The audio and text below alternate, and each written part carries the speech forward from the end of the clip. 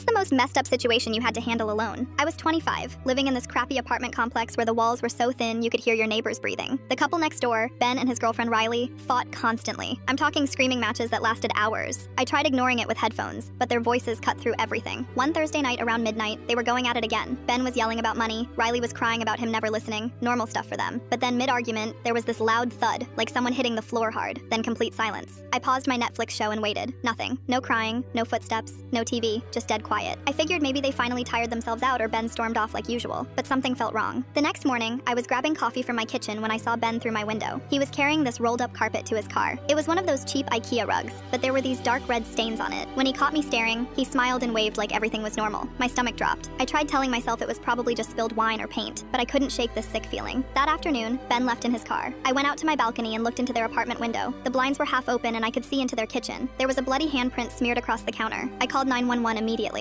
The operator said they'd send someone to do a welfare check, but without evidence of immediate danger, they couldn't force entry. That wasn't good enough. Riley could be dying in there. That night, I camped out by my peephole. Around 2 a.m., Ben came back. I grabbed my phone and slipped out quietly, hiding by the stairwell. I watched him drag this heavy black trash bag from his apartment to his car. It was big enough to fit a person, and whatever was inside wasn't moving. I started recording everything. The way he struggled with the weight, how he kept looking around nervously, the liquid dripping from the bottom of the bag. I uploaded the video to my friend Jake's cloud account just in case something happened to me. When Ben went back inside, I crept down the hallway. His apartment door wasn't fully shut. I could see a sliver of light coming through. My hands were shaking, but I pushed it open just enough to peek inside. The place was destroyed. Broken glass everywhere, blood spattered on the walls, and a trail of it leading toward the bathroom. I took quick photos with my phone, my heart pounding so loud I thought Ben might hear it. Every shadow looked like him coming back. I ran to my apartment and called 911 again, sending them everything I had. The police showed up fast this time. They caught Ben before he could drive off with the bag. Turns out he had strangled Riley during their fight and was trying to dispose of her body piece by piece. The medical examiner said she'd been dead for over 24 hours. If I hadn't acted, Riley would have just disappeared. Ben would have told everyone she left him and moved away. No one would have known what really happened to her. The detective told me my evidence was what made the case. Ben got life in prison. I moved out the next week because I couldn't sleep knowing what happened right next door.